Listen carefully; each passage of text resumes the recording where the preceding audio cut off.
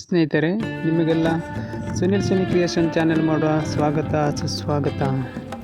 ಬನ್ನಿ, ಇವತ್ತಿನ ಸಂಚಿಕೆಯಲ್ಲಿ ಐತಿಹಾಸಿಕ ಘಟನೆಗಳಿಗೆ ಕಾರಣವಾದ ಬೇಕಲ್ ಕೋಟೆ ಇದರ ಇತಿಹಾಸದ ಬಗ್ಗೆ ಮಾಹಿತಿಯನ್ನು ಪಡೆದುಕೊಂಡು ಬರೋಣ.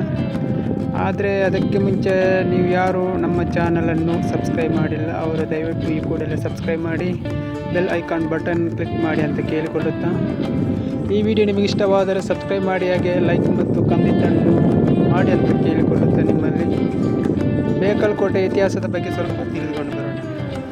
ನೋಡಿ ಸ್ನೇಹಿತರೆ, ಇದು ಅರಬ್ಬಿ ಸಮುದ್ರದ ಬೋರ್ಗರ್ ಎತ್ತದ ನಡುವೆ ಶತಮಾನಗಳ ಕೋಟೆ.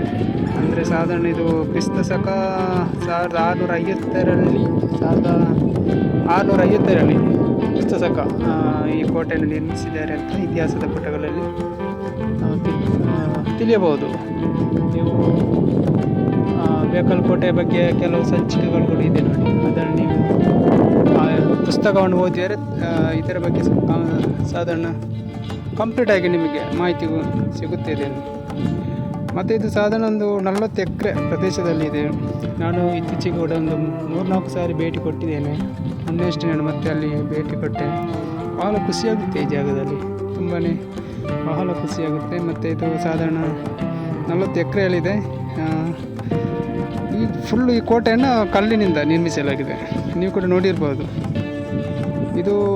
ಇದರ ಕೀರ್ತಿ, ಈ ಕೋಟೆ ನಿರ್ಮಿಸಿದ ಕೀರ್ತಿ ಕೆಳದಿಯ ಅರಸರಾದ ಶಿವಪ್ಪ ನಾಯಕರವರಿಗೆ ಸಲ್ಲುತ್ತದೆ. ಇವರು ಹಾಗೆಯೇ ನಮ್ಮ ತುಳುನಾಡಿನ ಕೆಲವು ಪ್ರಾಂತ್ಯಗಳನ್ನೆಲ್ಲ ಯುದ್ಧದಲ್ಲಿ ಜಯಿಸಿಬಿಟ್ಟು ತಮ್ಮ ಸಾಮ್ರಾಜ್ಯವನ್ನು ವಿಸ್ತರಿಸಿದ್ದಾರೆ ಇವರು. ನೋಡಿ, ಇವಾಗ ಈ ಪ್ರವಾಸಿಯ ತಾಣವನ್ನು ಇದು